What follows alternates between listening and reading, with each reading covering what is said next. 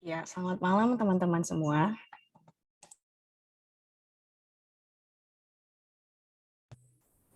Malam. Malam. Malam, Kak. Iya, terima kasih atas kehadirannya pada malam hari ini. Assalamualaikum warahmatullahi wabarakatuh. Salam sejahtera bagi kita semua. Shalom, Om Swastiastu, Namo Buddhaya, salam kebajikan. Semoga semuanya dalam keadaan sehat dan tetap semangat ya dalam acara Sharing About Career atau bisa disingkat SAC kelima. Acara ini diinisiasi oleh Loker Teknik Sipil Arsitektur, yaitu sebuah platform yang memberikan informasi terkait lowongan pekerjaan di bidang teknik sipil dan arsitektur. Tidak hanya itu saja, tersedia juga buku-buku teknik sipil bagi mahasiswa ataupun alumni yang membutuhkan referensi. Bahkan yang nggak kalah pentingnya nih, tersedia juga kursus teknik sipil arsitektur bagi teman-teman yang ingin mempelajari atau memperdalam aplikasi software yang biasanya menjadi persyaratan atau requirement pada lowongan pekerjaan di bidang teknik sipil dan arsitek. Perkenalkan, nama saya Teresia Agustin yang akan menjadi moderator pada acara di malam hari ini. Saya akan membacakan tata tertib.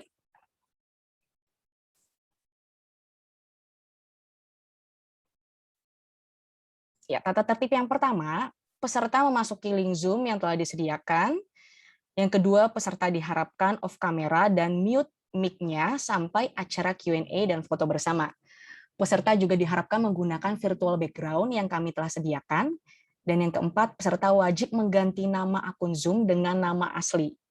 Yang kelima, peserta diharapkan mematuhi tata tertib selama kegiatan berlangsung. Ya, mau mengingatkan kembali juga kepada teman-teman, nanti kita ada sesi tanya jawab. Jadi teman-teman bisa tulis pertanyaannya di kolom chat Zoom. Nanti pasti saya dan juga narasumber pasti akan baca dan akan dijawab. Ya, acara SAC kita yang kelima pada hari ini temanya adalah kupas tuntas perbedaan CV dan portofolio serta tips jitu membuatnya. Narasumber atau pembicara kita pada malam hari ini yaitu Kadiokta Ici Putri Pertiwi, ST, dari PT Dekorasi Hunian Indonesia. Saya yakin teman-teman di sini pasti udah nggak sabar mau dengar pemaparan dari Kadiokta. Jadi tanpa berlama-lama lagi, untuk Kadiokta, waktu dan tempat Zoom dipersilahkan. Halo. Iya, halo Kak, suaranya sudah terdengar. Halo, selamat malam semuanya, teman-teman. Ya, di sini saya mau sudah mulai aja ya, yang mau saya share. Bentar.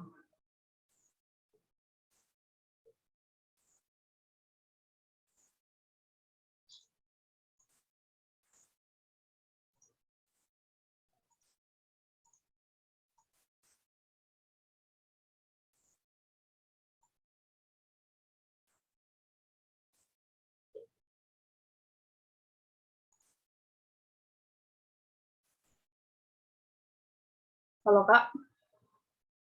Halo. Iya, halo, sudah terlihat kok Kak?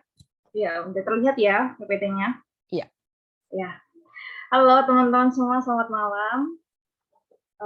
Perkenalkan, saya Diokta. Di kesempatan kali ini saya ingin berbagi pengalaman dan pada teman-teman semua tentang perbedaan CV dan portofolio.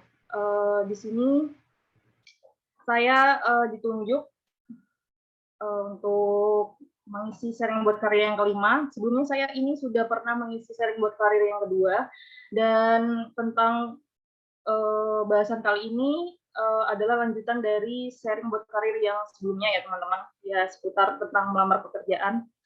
Disclaimer aja, saya ini bukan dari background HRD atau recruiter, tapi yang saya share di sini adalah jujur pengalaman yang sudah saya lalui selama melamar pekerjaan ya teman-teman. Nah, tanpa berlama-lama, sebelum kita mulai, saya berharap walaupun ini sudah malam, tapi teman-teman tetap semangat ya. Oke, mari kita lihat ya slide yang pertama. Kenapa sih kita semua itu perlu tahu tentang perbedaan CV dan portofolio?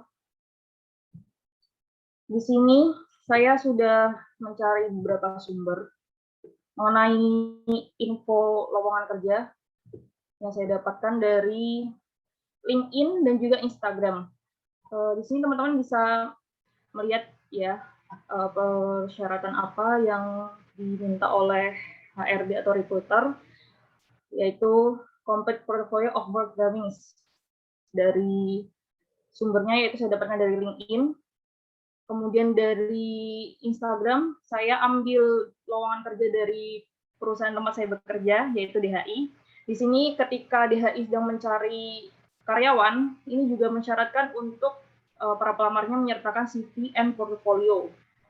Kemudian di sini saya mendapatkan juga dari Loker Teknik Sipil, yaitu job dari Karya Soka, dan di sini juga tertera ada CV dan juga portfolio. Dan dari ketiga sumber ini bisa kita simpulkan ya teman-teman, kalau syarat administrasi dasar yang harus dipenuhi atau disiapkan sebelum melamar pekerjaan itu ada 3. Ini adalah yang sangat wajib. Jadi yang pertama ada kurikulum vitae atau CV, yang kedua ada portfolio atau portofolio, dan yang ketiga ada cover letter atau surat lamaran. Dan oke, selanjutnya kita langsung aja. Yang pertama kita harus tahu tentang definisi kurikulum vitae, kemudian portfolio, dan juga cover letter. Ini saya jelaskan secara general ya teman-teman. Oke, secara general ini dari berbagai sumber yang saya dapatkan, kurikulum vitae sendiri itu adalah daftar riwayat hidup beserta perjalanan karir seseorang yang memberi gambaran tentang kualifikasi, pengalaman, dan prestasi.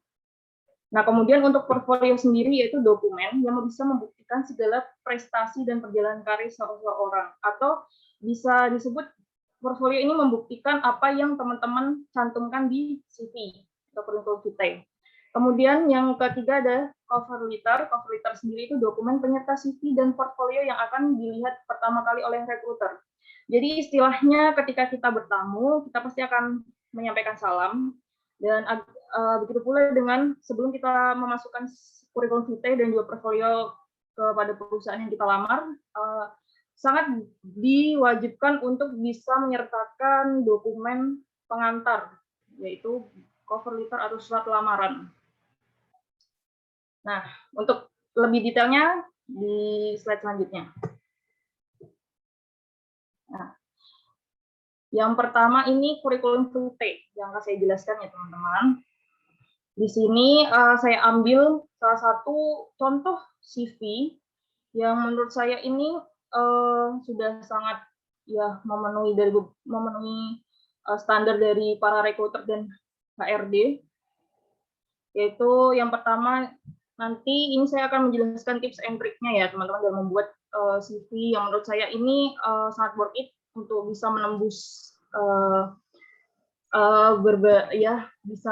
bisa melewati berbagai ya istilahnya kita bisa bisa terus ke slide selanjutnya, ke langkah selanjutnya.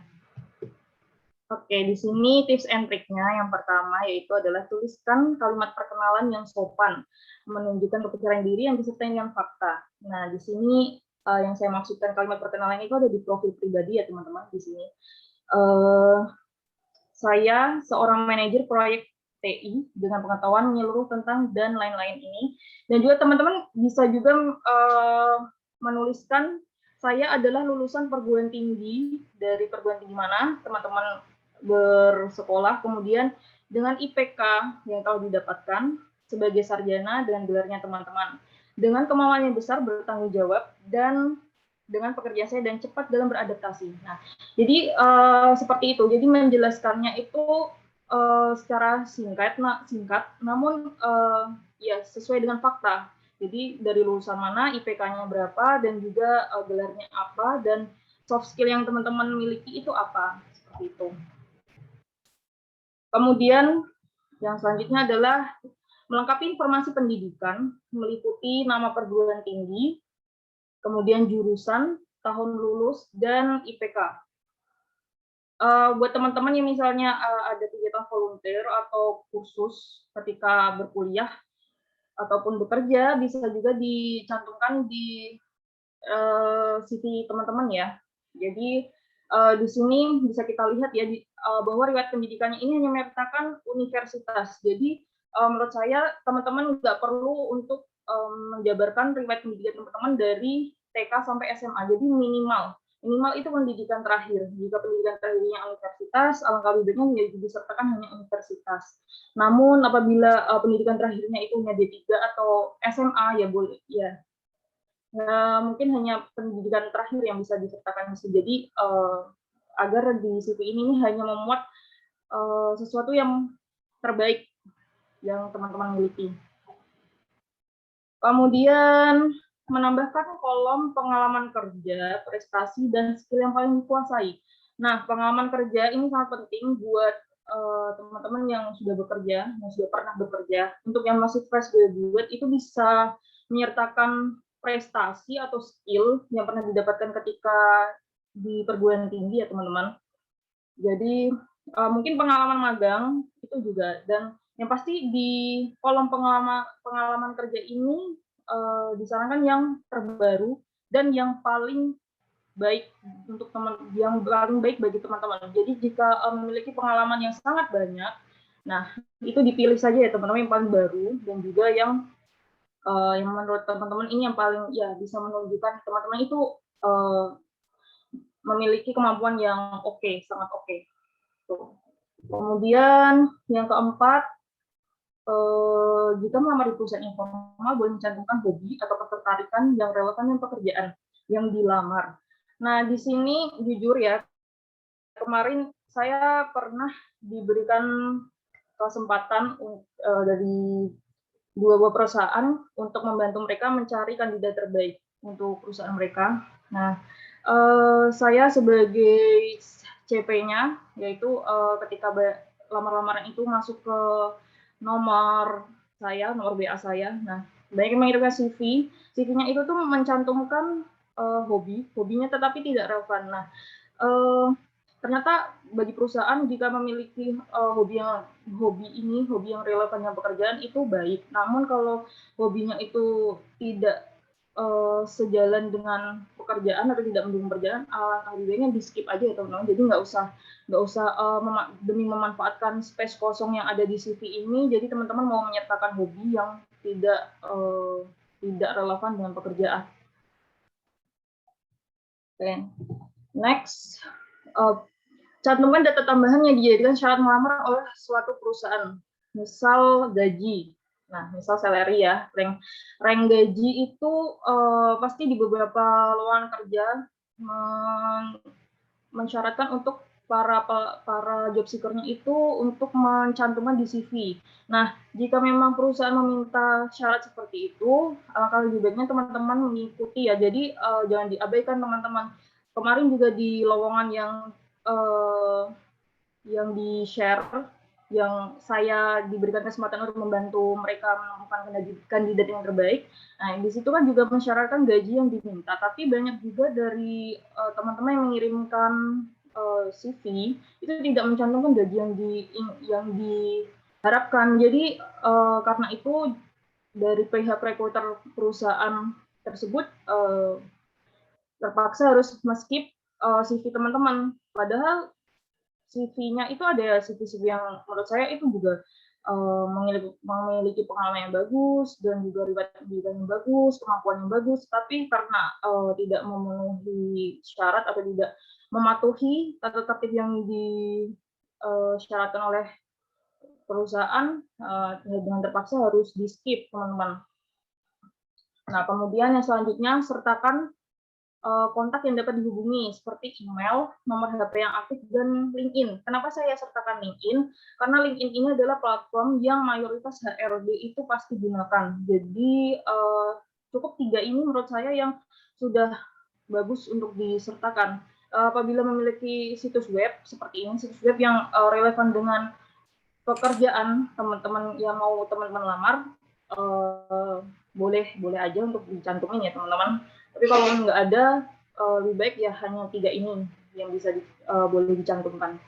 Nah, kemudian menggunakan foto yang rapi, jelas, dan terbaru. Nah, foto ini sebenarnya nggak harus seperti yang di ijazah, boleh foto bebas seperti ini, yang penting rapi, jelas, dan terbaru. Oh ya, dan juga tetap sopan ya teman-teman untuk fotonya. Kemudian untuk foto sendiri ini opsional. Jika teman-teman memiliki pengalaman yang sangat banyak, kemudian riwayat pendidikan pun juga cukup banyak, dan CV sudah terlihat penuh, ya untuk foto ini boleh di skip teman-teman. Jadi foto ini termasuk opsional ya. Kemudian untuk pemilihan font dan template, font ini alangkah lebih baiknya untuk memakai yang font yang tidak jadul, tetapi tetap standar. Jadi saya memberikan contoh di sini yaitu font Calibri, atau juga teman-teman bisa memakai font Arial. Jadi itu sangat enak untuk dibaca teman-teman. Jadi kalau font jadul itu menurut font jadul itu biasanya itu seperti Times New Roman, ya itu seperti itu. Jadi pakai yang kalau bisa mungkin teman-teman bisa memilih Calibri dan juga Arial. Kemudian tonnya ini yang bersahabat untuk dilihat oleh mata ya. Jadi jangan terlalu mencolok dan juga jangan terlalu gelap seperti itu. Nah, kemudian untuk penamaan file dari CV ini, penamaan filenya itu sesuai format yang diminta oleh perusahaan tempat teman-teman mau melamar. Jadi setiap ingin melamar ke suatu perusahaan, pasti nama CV-nya itu pasti berbeda, ya. Jadi jangan sampai semua nama filenya itu tuh sama, ya. Karena itu pun juga menjadi syarat. Jadi ya seperti tadi ya, seperti gaji. Kalau misalnya teman-teman aja dari penamaan file saja sudah tidak bisa mengikuti dari permintaan perusahaan, ya dengan terpaksa mungkin saja HRD bisa dengan mudahnya untuk men-skip CV dari teman-teman. Oke, next. Sebentar ya, ini kok coret-coret dulu. Tunggu.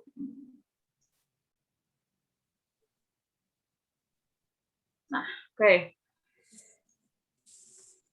Kemudian di cover letter atau surat lamaran. Nah, di cover letter atau surat lamaran ini saya juga sudah tampilkan contohnya ya teman-teman. Saya ambil contoh di sini. Ini menggunakan bahasa Inggris ya. Jadi nanti saya juga bisa sebentar saya juga bakal jelasin menggunakan bahasa Indonesia supaya teman-teman bisa lebih paham dan mengerti. Nah, tips and triknya dalam membuatnya yaitu yang pertama menggunakan bahasa yang benar. Menggunakan bahasa yang benar ada dua pilihan. Teman-teman bagi teman-teman yang sudah fasih dalam berbahasa Inggris boleh menggunakan bahasa Inggris ketika menulis surat lamaran. Namun apabila dirasa kemampuan dalam bahasa Inggrisnya itu kurang, alangkah lebih baiknya untuk menggunakan bahasa Indonesia untuk menghindari kesalahan-kesalahan kecil yang nanti malah berakibatnya fatal seperti kasus gaji tadi dan juga penamaan file. Oke, next yaitu mengawali dengan menulis kepala surat. Surat lamaran itu pasti memiliki kepala surat. Nah, seperti ini. Kalau surat lamarannya itu dalam bentuk bahasa Inggris itu kurang lebih seperti ini ya teman-teman. Jadi di sini itu ditujukan pada siapa, kemudian di sini ada nama teman-teman dan juga alamat. Nah, namun untuk cover letter yang bahasa Indonesia dalam bahasa Indonesia itu cukup teman-teman menuliskan yang terhormat, Bapak atau Ibu HRD, dan juga ini nama dari perusahaan yang teman-teman lamar. Kemudian di bawahnya ini dituliskan tempat dan tanggal teman-teman membuat surat ini. Jika membuatnya pada malam hari, nah itu juga pada tanggal tersebut ya teman-teman. Jadi bukan ketika saat memasukkan lamarannya, tetapi ketika jika dibuatnya memang malam ini, ya memang harus mengikuti tanggal malam ini gitu. Nah, untuk yang cover letter bahasa Indonesia itu menurut saya nggak perlu menggunakan pengenalan seperti ini, nama dan juga alamat dari pelamar gitu teman-teman. Kemudian selanjutnya yaitu hati-hati dalam menulis sapaan. Nah, dear sir or madam, untuk di cover letter bahasa Indonesia itu bisa menggunakan dengan hormat, ya teman-teman. Jadi kenapa harus hati-hati menulis sapaan? Karena kita sendiri nggak tahu HRD-nya ini seorang bapak atau seorang ibu. Jadi memang harus menggunakan kalimat yaitu bapak atau ibu. Jadi ini sudah satu paket ya. Jadi jangan dikurangin atau ditambahkan, teman-teman. Kecuali kalau teman-teman sudah mengenal dengan mengenal siapa HRD-nya, siapa yang dituju, atasan teman-temannya untuk melamar pekerjaan ini. Nah, jika belum tahu, alangkah lebih baik hanya menggunakan bapak atau ibu. Nah, untuk di paragraf pertama, atau paragraf pembuka, itu teman-teman bisa menuliskan suatu pernyataan, yaitu informasinya itu bisa informasi lokernya ini didapatkan dari mana, dari siapa, seperti itu, dan juga bagaimana teman-teman ini bisa tertarik dengan pekerjaan dari perusahaan tersebut, gitu ya. Jadi contohnya di sini berdasarkan informasi yang saya dapatkan dari Ibu Widya Restiana bahwa perusahaan bapak atau ibu sedang mencari karyawan dan saya sangat tertarik untuk melamar di perusahaan bapak atau ibu. Nah, jadi kalimatnya cukup jelas dan singkat dan menunjukkan suatu antusias dari teman-teman dalam melamar pekerjaan di perusahaan tersebut. Kemudian di poin selanjutnya itu di paragraf ini ya teman-teman, paragraf kedua atau paragraf isi itu teman-teman bisa menjelaskan bagaimana pengalaman yang dimiliki teman-teman ini bisa membantu perusahaan. Jadi kalau di sini bisa kita lihat teman-teman, kalau saya memiliki skill di bidang ekspor import, warehousing, inventory dan lain-lain. Nah, di sini teman-teman bisa mulai menjabarkan soft skill apa yang teman-teman miliki dan hard skill apa yang teman-teman miliki. Sebelumnya, jika teman-teman ada yang belum tahu tentang bedanya soft skill dan hard skill, kalau hard skill itu kemampuan spesifik ya. Kemampuan spesifik itu kalau misalnya untuk kita di bidang teknik, itu tuh seperti AutoCAD, SketchUp, 3D Max, V-Ray, atau Lumion, seperti itu. Kemudian kalau untuk soft skill-nya, itu pun juga harus disertakan seperti kemampuan berkomunikasi, bekerja sama dengan tim, dan juga pekerja keras. Seperti itu bisa diceritakan di sini, ya teman-teman. Nah, untuk selanjutnya, yaitu menunjukkan hasil kerja dengan angka. Jadi maksudnya hasil kerja dengan angka, di sini bisa kita lihat kalau teman-teman bisa mencantumkan selama berkuliah ini berhasil mendapatkan IPK berapa. Kemudian juga teman-teman ini lulus dalam waktu berapa tahun, seperti itu. Kemudian jika magangnya itu berapa bulan, kemudian di mana, seperti itu. Jadi jelas. Jadi benar-benar menunjukkan sisi kuantitatifnya di sini. Kemudian meninggalkan pesan dan kesan yang kuat bagi rekruter atau HRD. Nah, di pesan dan kesan ini ada di paragraf terakhir. Di paragraf terakhir ini bisa kita lihat bahwa kita harus mengucapkan terima kasih atas kesediaan waktunya dan kesempatannya telah mereview surat lamaran yang telah dikirimkan. Kemudian teman-teman bisa menambahkan kalimat manis untuk HRD supaya lebih terketuk hatinya untuk bisa memberikan kesempatan teman-teman untuk bisa ke tahap selanjutnya. Yaitu seperti saya sangat senang apabila saya diberikan kesempatan untuk bisa berdiskusi secara langsung tentang pekerjaan dengan Bapak atau Ibu. Bapak atau Ibu bisa menghubungi saya via email dan juga bisa menghubungi saya by telepon, seperti itu ya teman-teman. Jadi di sini kita bisa memperlihatkan bahwa kita itu benar-benar berharap bahwa kita itu sangat-sangat ingin sekali bisa bekerja di perusahaan tersebut gitu. Nah, kemudian di poin selanjutnya itu tanda tangan apabila menyediakan space khusus. Nah, untuk teman-teman apabila menyediakan space khusus seperti ini ya teman-teman, space khusus seperti ini misalnya kosong, kemudian ada namanya ini. Nah, itu kalau bisa jangan dikosongin teman-teman. Jadi kalau bisa memang ditandatanganin. Kalau misalnya teman-teman nggak mau ribet, mungkin bisa menyiapkan tanda tangan elektronik ya. Jadi ntar setelah membuat cover letter, tinggal di ini aja, di copy paste aja ininya, tanda tangannya ya, seperti itu. Kemudian dalam menulis surat lamaran dipastikan jangan typo, karena apabila typo kita udah bisa terlihat ya kalau kita ini nggak teliti. Kemudian kita terlalu tergesa-gesa dan itu bisa membuat ya kita bisa mendapatkan nilai minus ya kalau seperti itu. Oke. Selanjutnya kita langsung masuk ke portfolio atau portofolio. Nah, di sini tips and triknya. Oke, teman-teman ketika membuat portfolio ini ya gambarannya seperti ini ya teman-teman. Jadi benar-benar jelas berbeda ya antara kurikulum vitae dan portfolio. Kalau kurikulum vitae kan tadi berisinya tentang riwayat hidup atau riwayat perjalanan karir teman-teman kan. Kalau misalnya di portfolio ini bisa kita lihat malah banyaknya foto-foto hasil karya dan juga penjelasannya. Nah, di sini ketika membuat portfolio disarankan sekali untuk menggunakan desain yang menarik tetapi tidak berlebihan. Nah, seperti contoh yang saya cantumkan di sini, ini seperti ini ya. Jadi kesannya simple tapi terlihat profesional gitu.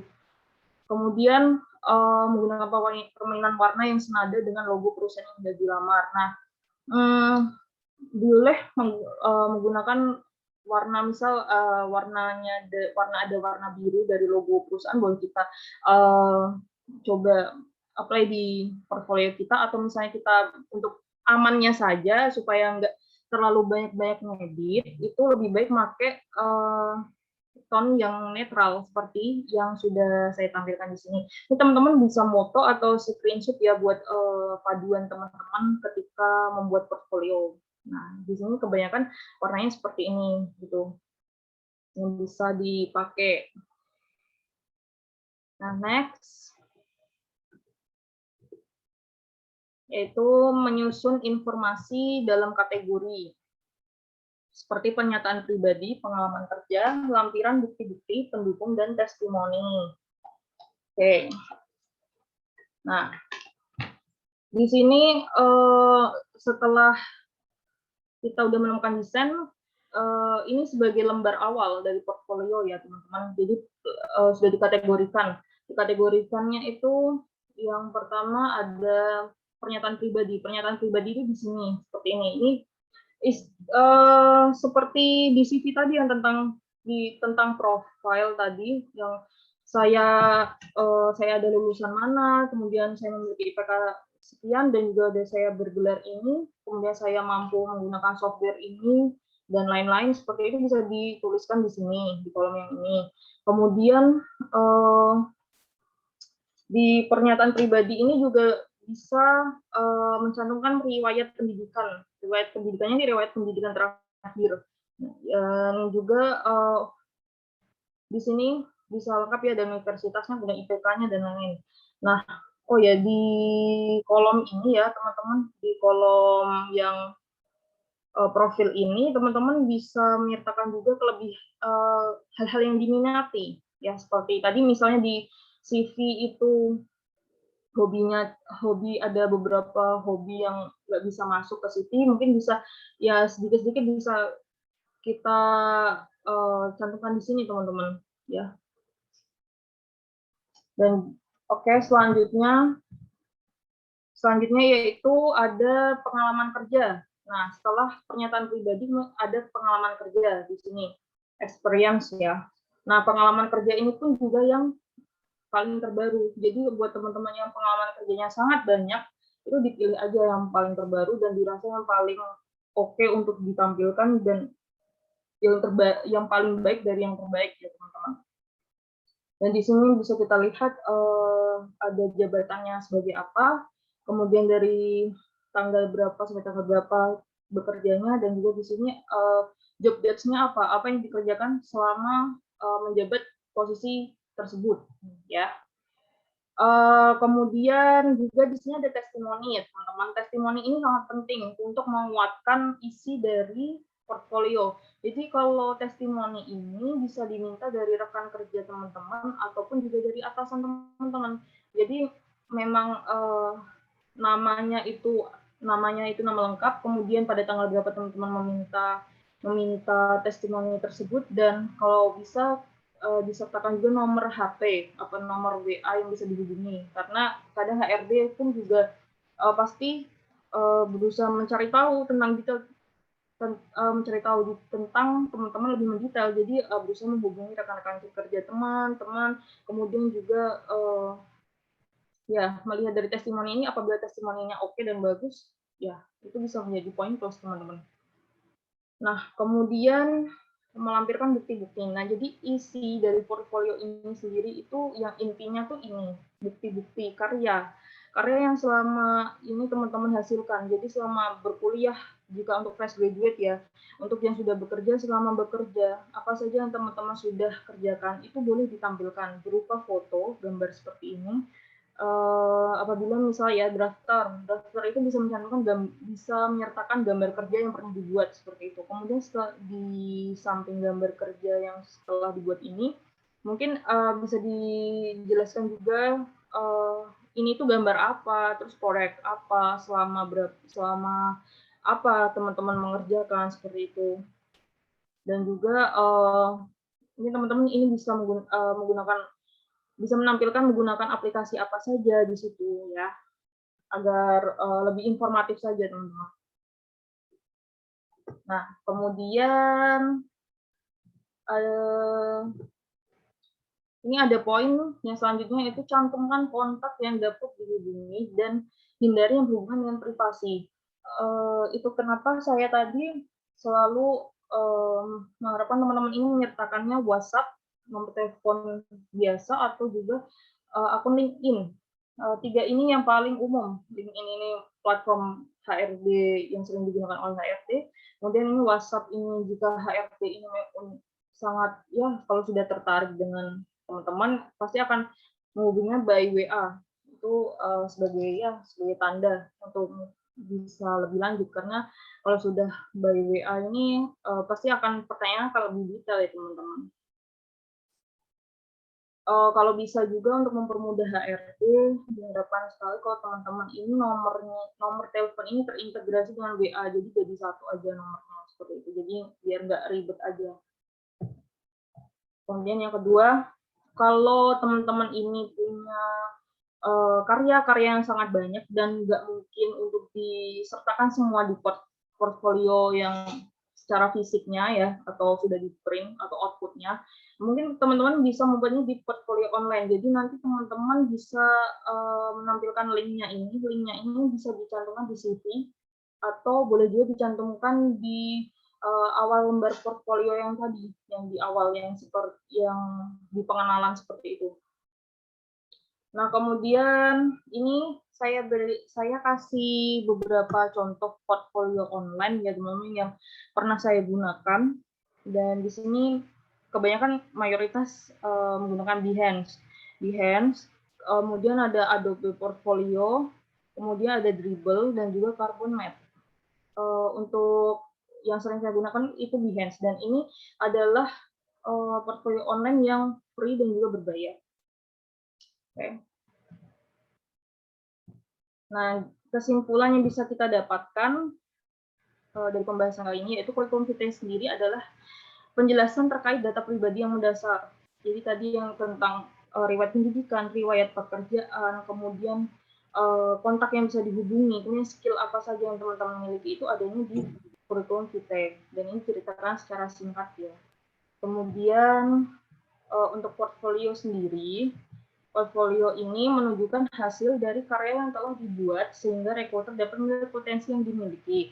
Maksudnya ini di sini portfolio ini membuktikan apa yang teman-teman sudah ceritakan di CV teman-teman. Misal teman-teman ini pandai dalam AutoCAD maupun SketchUp atau 3D Max, itu bisa dibuktikan dari karya-karya tadi, yang gambar-gambar tadi itu. Jadi lebih jelas teman-teman. Kemudian saya memberikan juga bonus lah istilahnya ya teman-teman, untuk pengetahuan buat kita lah, apa sih yang pendapat rekruter tentang para pelamar di Indonesia, dan sumbernya ini dari id.quora.com. Nah, ini di sini saya tampilkan pernyataan dari statementnya dari Ibu Christine Cecilia sebagai HRD. Nah, di sini ada yang bertanya, sebagai HRD apa yang membuatmu menolak sebuah lamaran pekerjaan? Nah, sini Ibu Christine itu menuliskan bahwa penulisan dari CV, kemudian surat lamaran, kemudian portfolio itu kadang salah besar kecil huruf, kemudian bahasa yang terlalu jelimet. Nah, kemudian juga ada lupa tanda tangan, padahal ada space tempat Anda tanda tangan. Nah, itu tadi kenapa di CV itu perlu jika ada space untuk tanda tangan, lebih baik ditandatangani. Atau supaya tidak ribet, ya lebih baik membuat tanda tangan elektronik ya teman-teman. Nah, kemudian tata krama. Ya jujur ini tata krama memang menjadi problem buat kita semua. Kita tahu bahwa ya orang Indonesia memang terkenal sopan, tetapi juga ketika melamar pekerjaan ada beberapa oknum yang mungkin kurang mengerti bagaimana tata cara dan tata tertib, bagaimana sopannya untuk melamar pekerjaan. Nah, di sini Ibu Christine juga menuliskan bahwa kadang di surat lamaran ada yang nulis bapak saja. Nah, ada yang nulis bapak saja, padahal pimpinannya atau HRD-nya itu ibu-ibu. Jadi lebih baiknya kalau teman-teman ini ya menyapanya itu bapak atau ibu, karena kita belum tahu itu siapa yang akan menjadi atasan kita, siapa yang akan membaca atau mereview dari CV kita seperti itu. Nah, kemudian di sini Ibu Christine juga mempermasalahkan tentang isi CV. Isi CV itu cukup yang relevan saja, nggak usah dimasukin segala yang nggak berhubungan dengan posisi yang dilamar. Nah, kadang itu kalau misalnya para fresh graduate itu kan pasti memiliki banyak sertifikat ya. Sertifikatnya itu pasti kebanyakan dijadikan satu PDF kemudian dikirimkan. Nah, mulai sekarang kelebihannya kalau teman-teman ini hanya menyertakan sertifikat-sertifikat yang terbaru dan juga yang paling baik dari yang terbaik ya teman-teman. Jadi memang mempermudah HRD saja seperti itu. Jadi kalau misalnya kita mempermudah mereka, pasti mereka pun juga appreciate dengan apa yang kita lakukan gitu. Nah, kemudian selain Ibu Christine, ini saya juga menampilkan statement dari Bapak Setio Aji Saputra sebagai rekruter. Nah, di sini juga ada yang bertanya, apakah HRD benar-benar melakukan cek pada akun media pelamar pekerjaan? Nah, di sini jawabannya yaitu jika di formulir lamaran kerja itu mencantumkan akun media sosial, maka besar kemungkinan perusahaan akan melakukan background check terlebih pada tahap akhir rekrutmen. Nah, di sini juga saya pernah dengar kasusnya kalau ada yang mencantumkan Instagram, alamat Instagram, kemudian Facebook. Nah, ketika dicari oleh HRD itu ternyata ada yang mungkin memang udah postingan lama seperti itu. Nah, ternyata itu yang membuat mereka memberikan nilai minus gitu. Jadi baiknya di kita itu belum tentu juga baiknya di HRD. Jadi supaya aman aja, kita berusaha mengasih space inilah privasi kita, jangan sampai mereka tahu seperti itu. Jadi menurut saya cukup ya nomor WhatsApp, nomor telepon dan juga LinkedIn itu yang paling aman teman-teman. Jadi nggak perlu sampai ke Facebook atau Twitter seperti itu. Jadi ya lebih nggak bebas kan kalau misalnya kita kasih semuanya. Oke. Nah, sekian yang dapat saya sampaikan. Lebih dan kurang saya mohon maaf.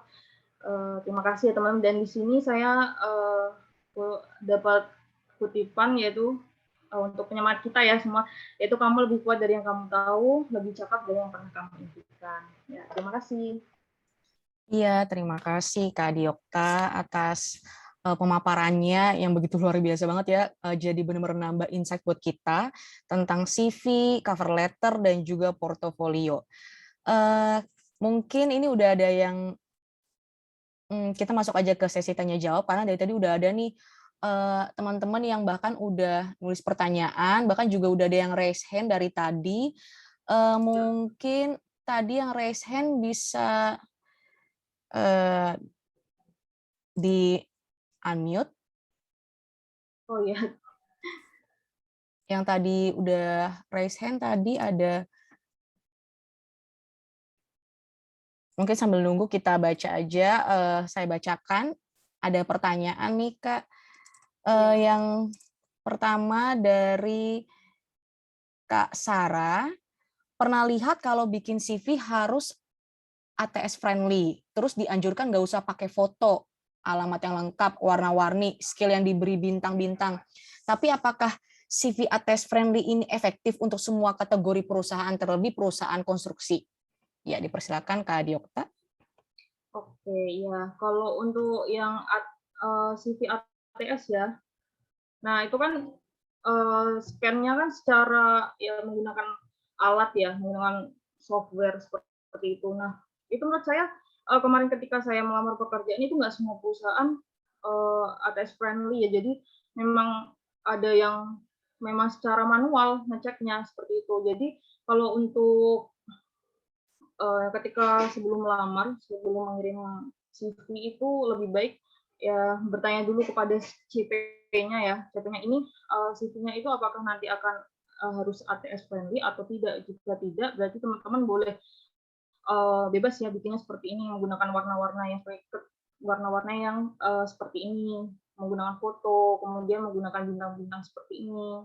Nah, tapi jika dari CP-nya sendiri bilang harus ATS friendly, berarti teman-teman harus hati-hati untuk pemilihan warnanya. Maka dari itu pemilihan warnanya akan lebih baik yang warna-warna netral yang bisa terbaca oleh komputer, sistem komputer. Jadi kalau misalnya untuk bintang-bintang seperti ini ya, untuk menunjukkan seberapa hebat skill teman-teman, itu mungkin bisa dikasih angka aja ya teman-teman, bisa dikasih angka itu 9 dari 10 atau berapa seperti itu. Jadi nggak usah pakai simbol-simbol yang seperti ini. Jadi takutnya ntar nggak kebaca. Kalau nggak kebaca, kan HRD nggak mau buang-buang waktu ya. Karena nggak mau buang-buang waktu, jadi biasa kalau udah nggak kebaca ya udah di skip aja, dibuang seperti itu. Ya. Iya, jadi berarti dari Kak Diokta sarannya adalah sebaiknya ditanya dulu ya ke HRD-nya. Kemudian kalaupun juga memang harus ATS friendly, sebaiknya juga dipilih warna-warna yang senada. Misalnya ini kayak yang udah ditunjukin sama Kak Diokta, udah ada warna biru tua, berarti pasangannya biru muda. Oke, selanjutnya ada pertanyaan dari, mungkin ini kayaknya tadi Kak Syudianto ya, yang dari tadi udah raise hand, kalau nggak salah, lihat namanya. Silakan Kak Syudianto. Ada yang mau ditanyakan? Tadi ada raise hand 2 kali. Oke, sambil kita nunggu Kak Syudianto, ada pertanyaan dari Kak Tini Lewar apa Lewar nih? Oke, selamat malam Kak, saya mau bertanya ya, dipersilakan Kak Tini Lewar. Mungkin kalau nggak mau diketik bisa di unmute, bisa biar diskusinya secara langsung. Kak Tini Lewar.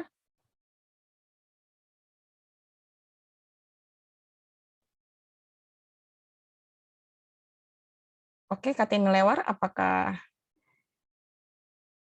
jadi bertanya, Kak? Oke, kalau nggak ada kita lanjut lagi ya, Kak. Mungkin Kak Tininya masih bingung. Ini kita ada pertanyaan dari Kak Gali, Kak, untuk hasil recording apakah di-share melalui platform YouTube? Untuk hasil recording ini nanti langsung dikirim melalui email teman-teman ya.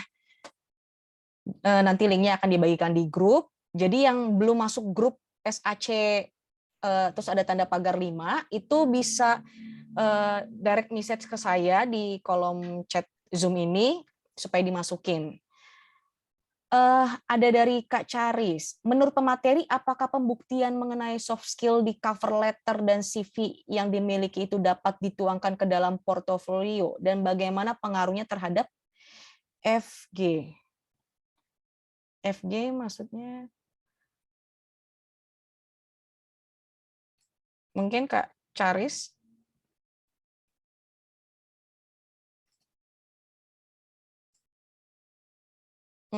Atau mungkin Kak Diokta bisa dijawab pertanyaan Kak, apakah pembuktian mengenai soft skill di cover letter dan CV yang dimiliki itu bisa dituangkan ke dalam portofolio dan bagaimana pengaruhnya terhadap FG? Oh iya, oke, saya jawab dulu ya Kak. Iya, soft Untuk skill. FG sendiri, saya kurang tahu ya. Jadi oke, di sini tadi pertanyaan kan misalnya kita udah menyertakan soft skill di cover letter atau CV. Nah, soft skill-nya itu kalau soft skill itu tuh kan lebih ke kayak kepribadian ya, kepribadian atau personal. Seperti kalau kepribadian atau personal kan, ya pembuktiannya kan memang dari kesopanan pemilihan bahasa teman-teman ketika melamar, seperti itu. Jadi untuk di portfolio ini ya secara keseluruhan lah bisa. Nanti HRD bakal bisa melihat bagaimana apakah orang ini sopan, apakah orang ini memang bisa bekerja bersama tim atau tidak, seperti itu. Nah, itu tuh memang dari pemilihan bahasa, pemilihan kata-kata, pemilihan kata-kata ya, yang disampaikan seperti itu. Jadi kalau di portfolio itu lebih ke ini ya, lebih ke hard skill-nya. Jadi lebih ke kemampuan spesifik seperti ini. Jadi seperti nah ini ya. Jadi di sini kan hasil-hasil karya ya, hasil-hasil karya saja yang bisa dilihat seperti itu. Jadi ya menurut saya kalau soft skill itu lebih ke ini sih, secara keseluruhan dari mulai CV, cover letter, kemudian portfolio teman-teman kirimkan ini, ya itu bisa dilihat dari situ sih. Jadi sebaiknya kalau untuk soft skill itu ditaruhnya di cover letter dan CV, tapi kalau untuk portofolio berarti sebaiknya itu memang hard skill, misalnya ada AutoCAD atau misalnya ada bisa Microsoft Office, gitu ya Kak ya? Iya, iya betul. Oke, kita lanjut. Ada pertanyaan dari Kak Dea Anggraini M. Apakah mengirim berkas lamaran via email harus dipisahkan atau digabung dalam satu file PDF? Berkas Oh ya, lamaran. kalau mengirim berkas lamaran ini, kalau bisa pasti kan dari perusahaan kan ada meminta ya persyaratan ini harus dijadikan satu, misalnya CV, surat lamaran dan juga CV dan surat lamaran biasanya yang harus dijadikan satu. Karena portfolio itu kan lembarnya banyak, jadi biasanya itu terpisah.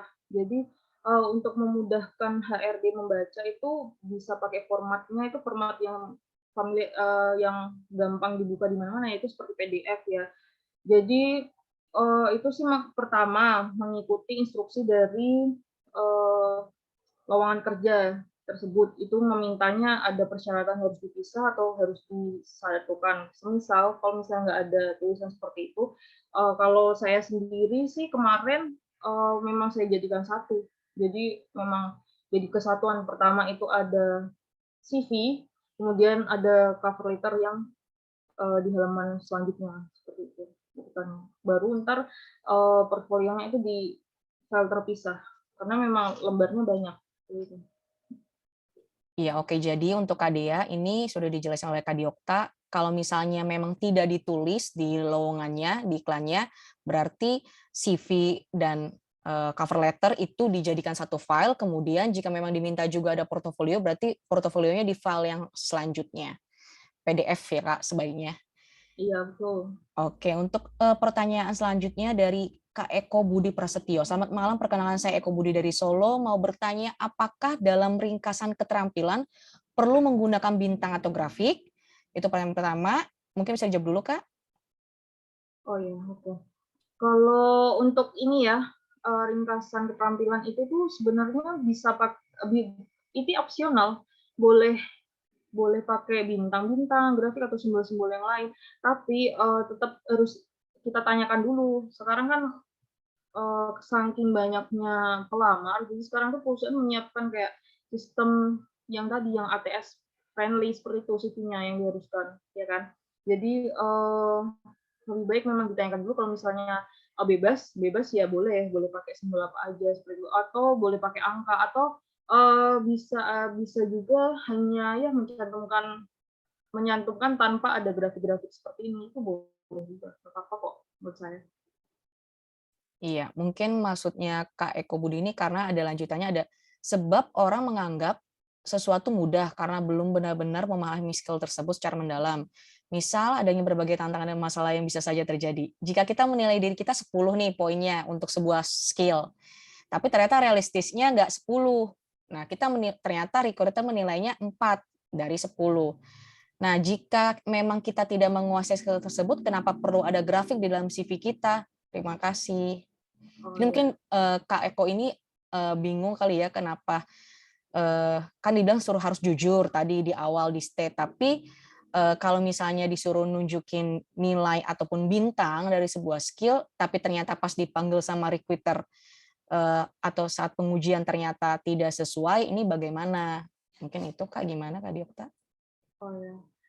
Itu maka dari itu kalau misalnya untuk teman-teman yang misalnya memang belum bisa mengukur ya kemampuannya ini seberapa sih kalau secara kuantitatifnya, maksudnya nilainya poinnya berapa sih untuk kemampuan yang kita miliki, sebenarnya boleh untuk nggak dicantumin. Tapi kalau misalnya memang sudah yakin, sudah pasti, oh saya tuh emang udah hebat di keterampilan tersebut, ya udah nggak apa-apa, tinggal tinggal kita membuktikan aja seperti itu. Sebenarnya ini memang opsional aja sih.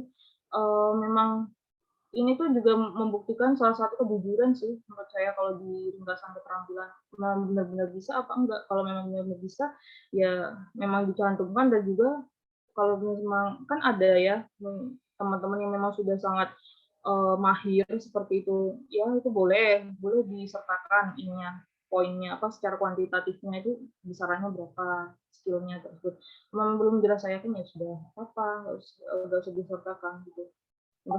Yang pasti yang ada di keterampilannya memang jujur yang memang teman-teman bisa, karena ini nanti juga akan ditanyakan ketika interview. Kemudian pasti ada juga yang harus dibuktikan seperti secara langsung. Gitu. Iya, berarti skill ini sebaiknya ditulisnya berdasarkan kejujuran, ya Kak ya? Iya, iya betul. Ada pertanyaan selanjutnya dari Kak Lutfi. Kak, izin dimasukkan ke dalam grup. Oke, yang belum masuk dalam grup, mungkin karena nomornya yang ditulis di dalam form pendaftarannya kurang 1 angka atau 2 angka, mungkin bisa ditulis di direct message ke saya ya, biar nanti di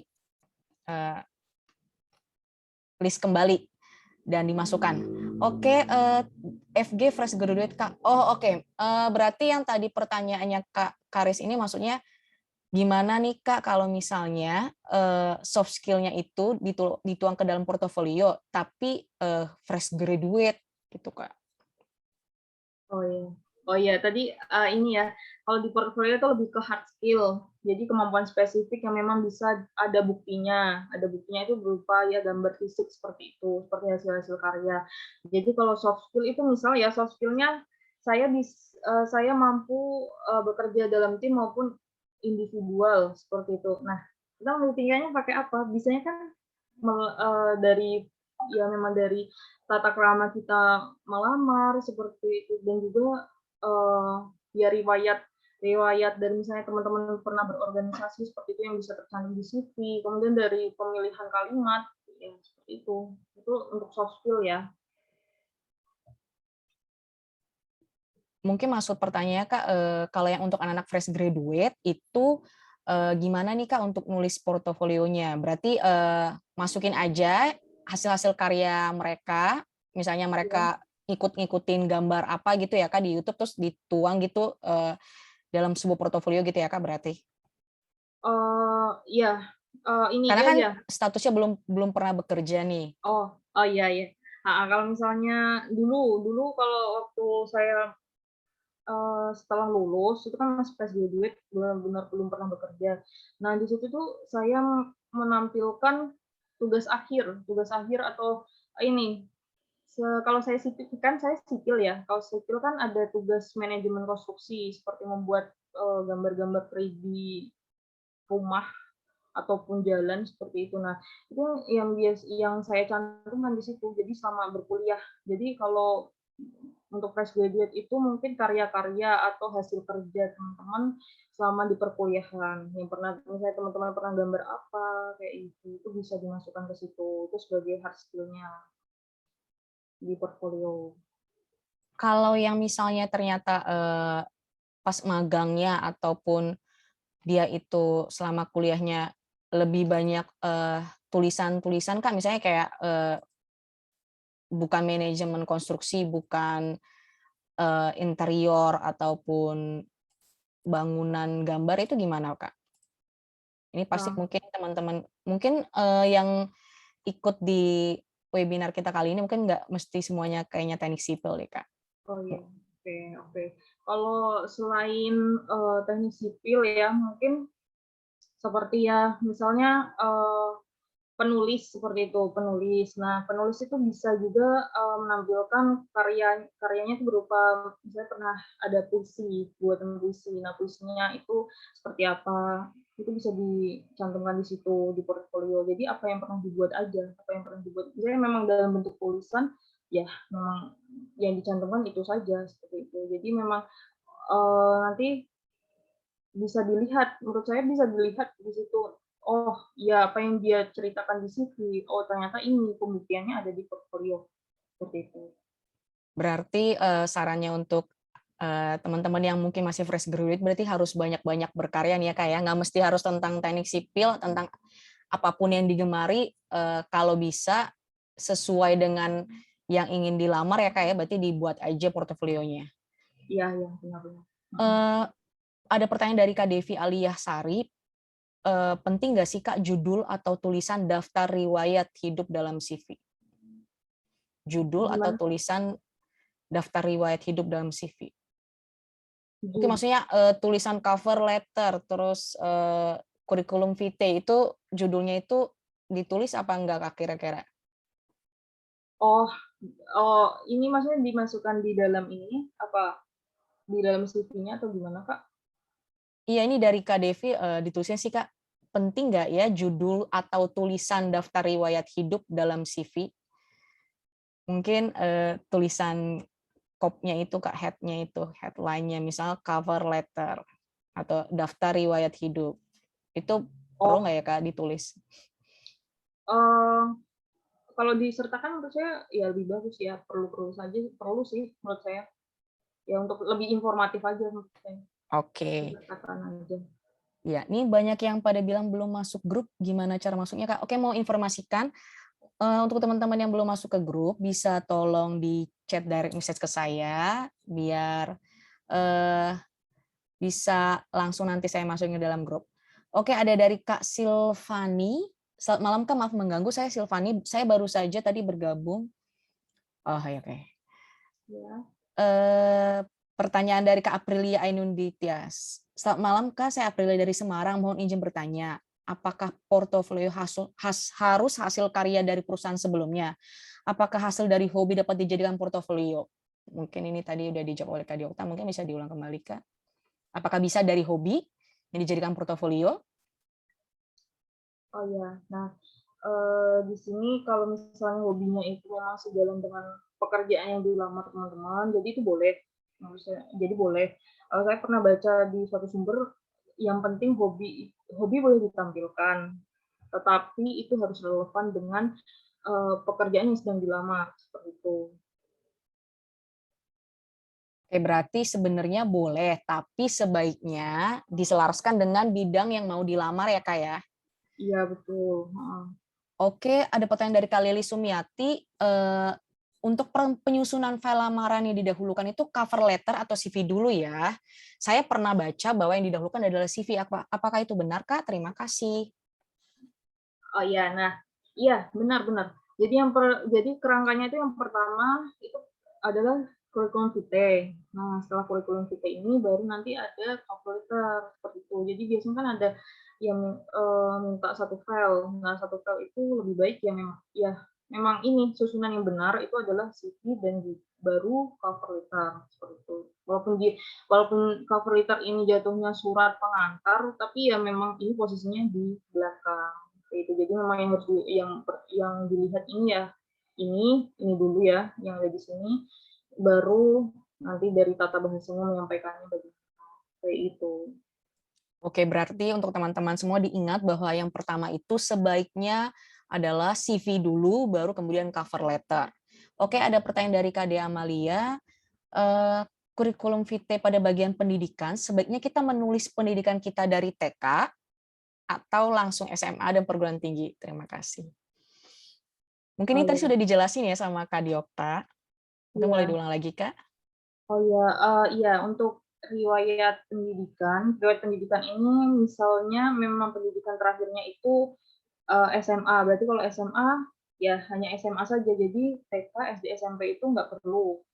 Jadi kalau misalnya riwayat pendidikan terakhirnya ini hanya universitas ya, universitas S1 ya tingkatannya, ya berarti hanya itu. Jadi nggak perlu menyantumkan dari TK sampai SMA seperti itu. Karena yang dilihat memang yang paling terbaru. Jadi untuk teman-teman juga nih dan juga Kak Dea yang tadi bertanya, berarti sebaiknya itu jangan dari SD ataupun SMA yang ditulis itu sebaiknya itu memang dari perguruan tinggi, entah itu D3, D1, D2 ataupun D4 atau S1 ya, Kak. Iya betul. Oke, dari Kak Meli, Kak saya mau tanya ada beberapa perusahaan yang menggunakan sistem penahanan ijazah, sedangkan dalam undang-undang kan tidak diperbolehkan. Ini tidak ada Iya. kelanjutan pertanyaannya, mungkin bagaimana Kak, mungkin itu, kalau misalnya ketika ngelamar nih teman-teman, ternyata, harus ada sistem penahanan ijazah, menurut pengalaman Kak Diokta bagaimana?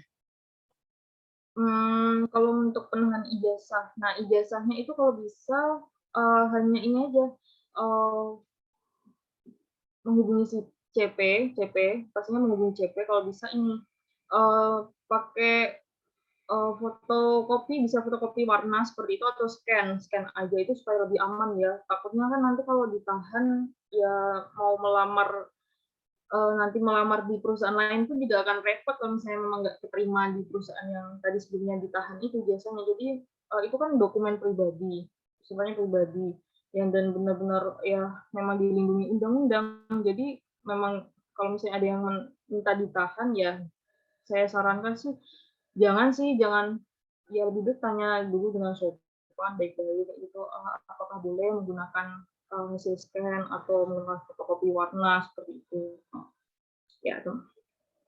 Iya betul Kak, berarti dari Kak Diokta juga sarannya adalah, kalau bisa jangan, ditanyakan dulu kepada CP-nya, apakah memang harus banget untuk, ditahan ijazahnya, karena, itu kan ada undang-undang yang mengatur, kemudian juga itu kan memang hak kita sebagai, yang memang sudah lulus. Terus juga, kalau bisa bilang aja bahwa supaya digantikan dengan scan warna, ijazah tersebut. Jadi kan hampir mirip nih, ibarat Iya, kata heeh. nggak ada perbedaan. Nah memang, aku juga kalau boleh share ini memang ada juga temanku yang kerjanya itu dia sebelumnya, harus ditahan ijazahnya tapi, dianya sendiri nih nggak ditahan nih ijazahnya. Ternyata teman-temannya yang pada ditahan ijazahnya itu memang, ketika seseorang tersebut mau keluar, itu tuh ijazahnya pun nggak sampai dikasih. Memang kayak ada, apa ya, triknya mereka supaya para pekerja itu tuh yang sudah ijazahnya tertahan, ya mau nggak mau harus betah di situ. Padahal memang secara fisik dan mental pun mereka udah nggak tahan. Padahal itu laki-laki loh. Jadi memang untuk teman-teman semua yang mungkin masih fresh graduate, yang bahkan mungkin belum tahu nih info-info seperti penahanan ijazah, sebaiknya eh, ditolak kalau misalnya ada penahanan ijazah dan juga tanya aja pokoknya intinya diajak diskusi kalau memang ternyata harus ditahan ijazah dan nggak mau scan warna ya mungkin teman-teman bisa cari perusahaan yang lain itu saran saya dan juga tadi Kak Diokta. Oke kita lanjut ada dari Kak Ramadan Saputra. Selamat malam Kak, izin bertanya untuk tata letak CV apakah semuanya sama seperti pendidikan yang diletakkan di kanan bawah atau misalnya bagian apa nih hubungi sayanya ini sebelah kiri apakah itu harus sama Kak? Apakah ada trik khusus untuk penempatan elemen-elemen tersebut di CV? Terima kasih. Iya. Nah, untuk penempatan ini ya, elemen-elemen dari CV ini itu tuh opsional, tapi memang yang paling dasar itu tuh yang pertama memang harus diawali dengan profil. Profil itu seperti kalimat perkenalan ini tadi. Nah, kemudian kalau mau diletakkan di kiri maupun di kanan itu bebas sebenarnya. Itu tergantung dari desain CV teman-teman masing-masing. Yang penting di CV-nya itu tuh informatif, terus juga mudah dibaca dan mudah dipahami oleh rekruter atau HRD-nya. Jadi kalau untuk kontak ini kontak ini memang, ya boleh mau ditaruh di bawah sini atau maupun didekatkan di foto seperti ini, ya itu bebas. Yang penting, yang pertama memang harus diawali dengan kalimat perkenalan di profil ini, ya, seperti itu. Oke, berarti, sebenarnya penampakannya itu bisa bebas, tapi sebaiknya untuk kontak dan juga, terkait Iya, dengan data, kepribadiannya itu sebaiknya di awal ya, Kak, ya? heeh, iya betul. Oke, ada pertanyaan dari Kak Anissa, "Selamat malam Kak, ingin bertanya, apakah ada batasan berapa lembar untuk portofolio?" Dan mungkin juga, ada yang nanya juga mungkin di dalam pikirannya adalah, berapa sih Kak batasan, besaran file? Mmm, oh iya. Ya. Nah, ya kalau portfolio ini kan, eee, kalau saya sendiri belum pernah baca ya ada batasannya itu bebas mau berapa lembar, berpuluh-puluh lembar, ya pokoknya ya menyertakan karya-karya yang pernah dibuat teman-teman. Nah, karya-karyanya pun yang dipilih yang memang benar-benar, relevan dengan pekerjaan. Jadi semisal ada, eee, karya yang memang nggak se maksudnya nggak relevan ya ya jangan dimasukkan seperti itu. Jadi memang pilihlah yang paling baik dari yang terbaik yang pernah teman-teman miliki, seperti itu. Mmm, ini tadi apa lagi ya, Kak, pertanyaannya? Kemudian berapa kira-kira Kak besaran filenya? Kadang-kadang kan suka ada tuh sistem perusahaan yang ternyata misalnya, maksimal berapa megabyte, karena nanti kalau lebih dari itu langsung kayak, nggak masuk Oh ya, filenya. Itu kira-kira berapa ya, Kak? kalau besaran file itu juga paling aman ya, paling aman itu kemarin nggak lebih dari 2 MB gitu. Jadi memang kalau kalau misalnya untuk, lamaran ini ya, lamaran itu kalau bisa filenya itu kecil kecil. Jadi, kan biasa kan HRD itu bukanya nggak hanya di ini ya, nggak hanya di PC, kadang juga ngelihatnya di HP. Oh ya pernah rekan saya yang juga HRD itu pernah, bilang kalau, "Ini ada ya pelamar ini ngirimnya sampai, ratusan MB nih, kayak gini, jadi malas buka, udah skip aja," seperti itu. Jadi kalau bisa jangan berat-berat kayak gitu. Kalau misalnya nah maka dari itu kenapa, di portfolio ini walaupun dia memang lembarnya ini enggak terbatas, tapi boleh teman-teman ini cantumkan link. Jadi link yang bisa mengarah ke deskripsi lengkap. Jadi nanti selain teman-teman membuat portfolio secara fisik ya, yang sudah di-print seperti itu, eee, atau berbentuk soft file seperti itu, teman-teman bisa, tampilkan juga link-link nanti yang bisa HRD buka untuk mengarah ke portfolio portfolio online. Jadi di portfolio online ini, teman-teman bakal bebas banget mau menampilkan apa aja di situ, ya yang memang jika relevannya itu sangat banyak ya, lebih baik ya menggunakan ini sih, alternatifnya ya, gitu, untuk menghindari, ukuran file yang terlalu besar, seperti itu. Iya, berarti sebenarnya kalau bisa, saya juga pernah baca, sebenarnya 1 MB sih, Kak, ya. Kalau bisa kurang dari 1 MB, apalagi Oh untuk iya, CV dan cover letter. Terus berarti mhm, kalau untuk portofolio bisa, kalau bisa ya kurang dari 2 MB ya, Kak. Kemudian atau iya enggak ada tadi Kak Diokta bilang adalah pakai link yang iya, langsung nanti ketika para recruiter melihat, itu langsung bisa diklik, terus bisa ngelihat portofolio teman-teman. Oke, ada iya, pertanyaan dari Kak Slamet Yudianto. "Malam Kak, mau tanya, pendidikan saya cuma lulusan SMK, tapi saya punya sertifikat ahli K3 BNSP, sertifikat pemadam. Pertanyaan saya, setiap kali saya mengirim CV dan lamaran via email, belum pernah ada panggilan. Itu kira-kira kesalahan dari CV atau karena perusahaan melihatnya itu pendidikan saya itu cuma SMK? Mohon penjelasannya Kak, terima kasih." oh iya. Kalau memang sudah beberapa kali mengirim lamaran dengan kualifikasi seperti itu ya, jadi terakhir, pendidikannya pendidikannya ini SMK, tapi punya sertifikat K3. Nah, K3 kan biasanya ya, ya diikutinya oleh yang sarjana-sarjana seperti itu, ataupun yang D3 ya. Nah, eee, menurut saya sih mungkin ya, mungkin, teman-teman belum ini, menyertakan portfolio untuk penguat. Jadi menurut saya masih maka dari itu, kenapa ini tuh menjadi sesuatu yang harus harus teman-teman penuhi sebelum melamar. Jadi memang selain CV itu ada cover letter dan juga portfolio. Kadang kan portfolio itu diabaikan seperti itu karena dirasa CV dan surat lamaran itu udah cukup. Padahal sebenarnya inilah yang membuktikan, oh kalau sudah bersertifikat K3 itu ntar bisa dibuktikan dengan karya apa yang pernah dibuat, pernah menangani proyek apa, seperti itu. Ntar ada foto-foto proyeknya di mana, seperti itu. Dan itu mengerjakan apa ya, seperti itu. Ya, jadi sebenarnya untuk Kak Selamat ini sebaiknya ada portofolio dan Iya. mungkin karena memang biasanya kan kalau yang sertifikat ahli K3 itu yang D3 atau S1 ya mungkin ya Kak ya. Iya, Cuman iya betul. Heeh. mungkin Kak Selamat bisa lihat lagi kalau misalnya ditulisnya minimum, kan suka kadang-kadang ada requirement Heeh. atau persyaratan minimum S1 atau D3, ya memang sebaiknya tidak dilamar di situ ya Kak ya. Bisa Iya dicari betul. yang memang sesuai dengan pendidikan yang ditulis. Tapi Iya. tetap semangat Kak Selamat, pasti semuanya seperti tadi quote-nya dari Kak Diokta, kita kuat melebihi dari yang kita tahu. Iya. Oke, Kak Destiadi Surbakti ada pertanyaan, untuk penulisan CV baiknya penulisan bahasanya menggunakan bahasa Indonesia atau Inggris, Kak? Atau tergantung nih dari PT yang kita lamar atau tuju? Mungkin maksudnya Kak Destiadi misalnya ternyata yang dilamar itu cuma CV bukan PT. Itu Oh iya. bagaimana? Apakah harus bahasa Indonesia atau nggak apa-apa juga English? Terus kalau misalnya ternyata lamaran tuh kadang-kadang kan ada yang pakai bahasa Inggris, ada yang juga pakai bahasa bukan lamaran, maksudnya lowongan iklan itu kan kadang-kadang ada bahasa Indonesia, ada bahasa Inggris nih. Nah, kita bingung Iya. nih mau nulis pakai bahasa Indonesia atau bahasa Inggris. Itu mungkin bagaimana, Kak?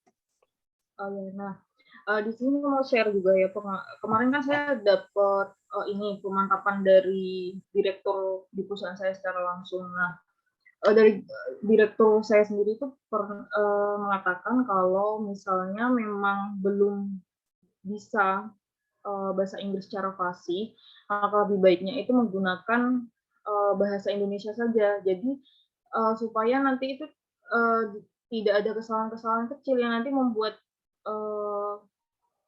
HRD ataupun calon atasan itu jadi takutnya kan kalau bahasa Inggris kan ada ya grammar-nya dan lain-lain seperti itu kan. Jadi nanti kalau misalnya maksudnya salah itu kan juga ya rugi juga kan untuk pelamarnya, padahal kualifikasinya bagus. Jadi kalau memang sudah yakin sekali bisa bahasa Inggris, pakai bahasa Inggris nggak apa-apa. Tapi kalau misalnya memang belum bisa bahasa Inggris dengan benar ya, jadi boleh pakai bahasa Indonesia aja. Walaupun di info lokernya itu menuliskan menggunakan bahasa Inggris, tetapi kan yang perusahaan tersebut kan beradanya di Indonesia. Jadi memang oh ya lebih baik mencari tahu dulu itu perusahaan memang bukan perusahaan asing yang bekerja yang ada di Indonesia atau itu bagaimana? Misalnya kan perusahaan kan ada ya, kalau zaman sekarang kan memang banyak yang share-nya pakai bahasa Inggris seperti itu, tapi padahal itu pemiliknya adalah orang Indonesia asli. Jadi saya rasa ya, walaupun kita memakai bahasa Indonesia, tapi kalau bahasa kita tepat dan tepat sasaran dan baik, itu malah justru itu yang menjadi nilai plus. Kalau misalnya kita memaksakan menggunakan bahasa Inggris karena lamarannya yang info lokernya itu menggunakan bahasa Inggris, takutnya ntar kita salah-salah malah minus kita di mata mereka seperti itu. Oke, jadi sebaiknya kalau memang menguasai bahasa Inggris nggak apa-apa, pakai bahasa Inggris, tapi kalau memang masih minim atau nggak yakin, mendingan nggak usah pakai bahasa Indonesia juga nggak apa-apa ya, Iya, Kak ya. iya betul banget. Oke, pertanyaan selanjutnya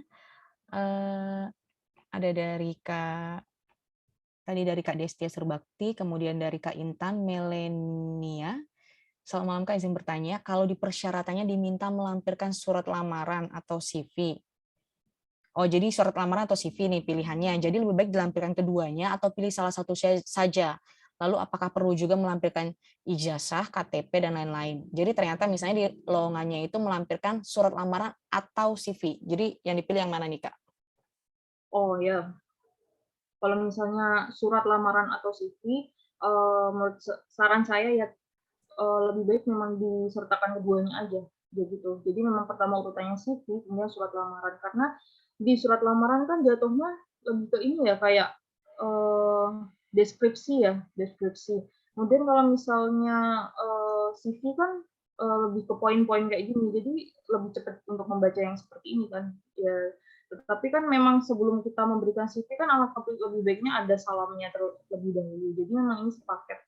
Jadi kalau bisa sebelum mengirim CV itu harus ada cover letter. Jadi jadikan satu file aja. Oke, berarti kalau misalnya di lowongannya ada tulisan atau, sebaiknya Iya, dua-duanya saja ya, Kak? iya Karena kan toh benar. juga filenya dikirimnya dalam bentuk satu ya, Kak ya? Iya, heeh. Itu biasanya pakai satu file sih biasanya. Oke, oh ya kan mau nanya nih, mungkin kan kadang-kadang nih ada yang surat lamarannya itu ditaruh di badan email. Karena Oh misalnya iya, lowongannya itu ditulisnya kirimkan CV ke email bla bla bla. Apakah boleh itu kalau misalnya kita nulis surat lamaran atau cover letternya itu di badan email? mmm. Oh iya, nah ini, kan, kita kan pasti ngirim CV dan cover letter kan melalui email ya. Kalau email itu kan, ada subjek, nah kemudian ada isinya, ada badan email. Nah, ada badan email itu, berdasarkan pengalaman saya ya itu, adalah copy paste dari cover letter. Jadi nanti di kita udah ada cover letter berupa filenya tersendiri, tapi nanti kita juga, sertakan atau tampilkan di badan emailnya gitu. Iya seperti itu. Ya, berarti ini pertanyaan nyambung juga untuk dari KDD. Iya, Kalau CV lewat email, itu langsung dikirimkan file PDF CV dan cover letter di badan emailnya apakah dikosongkan saja? Oh, maksudnya misalnya diminta CV iya, sama cover letter. Nah, badan mhm, emailnya tuh dikosongin aja atau tetap ditulis copy paste dari cover letter? supaya mudah ya, ya itu di copy paste aja di badan email. Jadi kalau misalnya, teman-teman nggak pengen maksudnya nggak pengen ribet, pengen pengen dalam satu hari pengen langsung bisa 10 lamaran yang dikirimkan, kan alangkah lebih baiknya memang copy paste aja di sini, jadi lebih cepat aja. Jadi udah ada kalimat pengantar di badan email, seperti itu. Walaupun ini kita juga udah ada filenya, seperti ini. Oke, berarti nggak apa-apa sama ya teman-teman kalau Mhm, misalnya nggak apa-apa. diminta CV sama cover letter, berarti di badan email juga kita tuliskan sama aja. Berarti Iya, tanda tangannya gimana tuh, Kak? Apakah space-nya langsung yours sincerely itu langsung nama, nggak pakai spasi atau bagaimana, Kak, di badan email? oh iya, kalau untuk di badan email kan, menurut saya sih ya memang langsung nggak usah dikasih space ya yang tadi langsung, hormat saya kemudian ini, nama. Jadi nggak usah dikasih space seperti itu. Jadi, cukup ini di file ini aja yang sudah ditandatangani secara elektronik, seperti itu. Tapi kalau misal, kasusnya kalau misalnya ada yang teman-teman memang, wah saya pengen banget persis kayak gini, ya udah nggak apa-apa, malah jauh lebih bagus apa yang ditampilkan situ. Tapi menurut saya emang udah cukup aja sih kalau di badan emailnya itu cukup dengan format saya kemudian ini nama, udah gitu aja, simpel. Iya, oke. Berarti untuk teman-teman ini perlu menjadi perhatian bahwa kalau di badan email itu nggak apa-apa, nggak perlu pakai tanda tangan elektronik, tapi yang penting space-nya itu nggak ada space ya, berarti habis Iya, nggak ada hormat space. saya langsung nama teman-teman. Iya, betul. Oke, makasih Kak Diokta. Ini ada pertanyaan dari Kak Sarah, walaupun di ketentuan cuma ada kirim CV nih di lowongannya, kita Iya, boleh kirim portofolio atau enggak, Kak? Cuma diminta CV, apakah kita juga kirim portofolio? iya, kalau bisa ini, kalau bisa, eee, tetap kirim portfolionya. Jadi, eee, istilahnya kayak, oh inilah bonusnya untuk HRD tanpa diminta, kita udah berinisiatif membuktikan apa yang kita omongkan di CV, gitu. Oke, berarti untuk teman-teman nih ada triknya, berarti walaupun cuma diminta CV, tapi supaya kita lebih dilirik dan lebih diingat lagi namanya, kita kirim juga portofolio.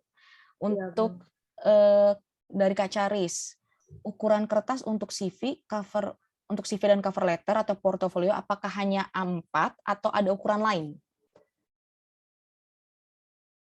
Untuk CV,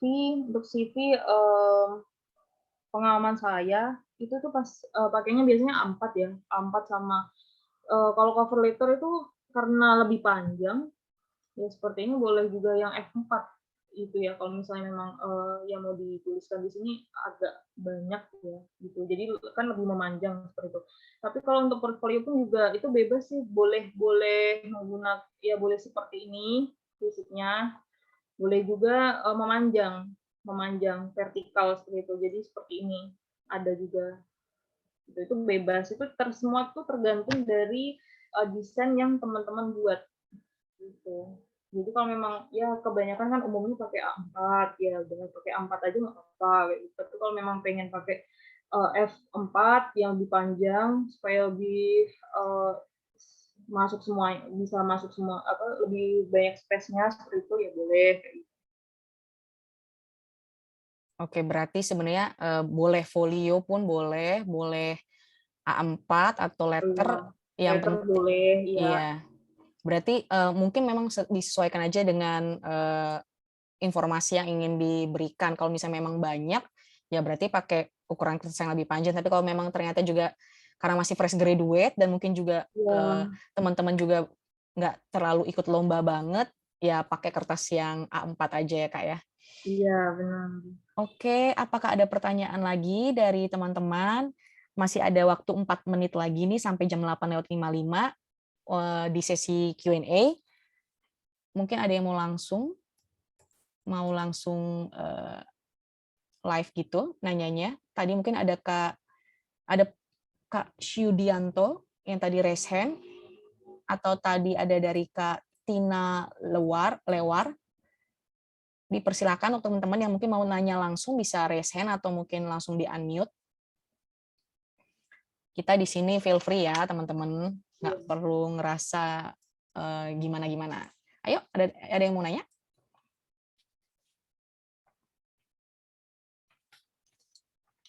Masih ada waktu sisa 3 menit lagi nih teman-teman.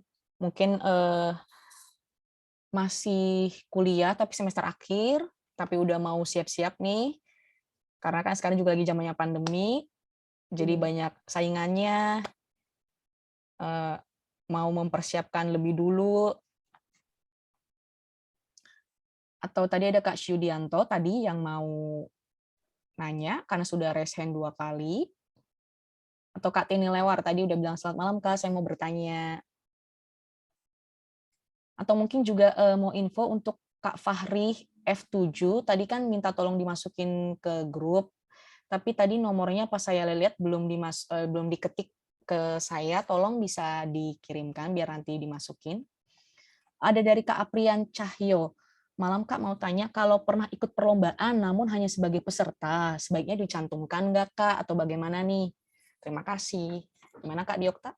Kalau pernah ikut lomba tapi nggak menang? Oh ya, heeh.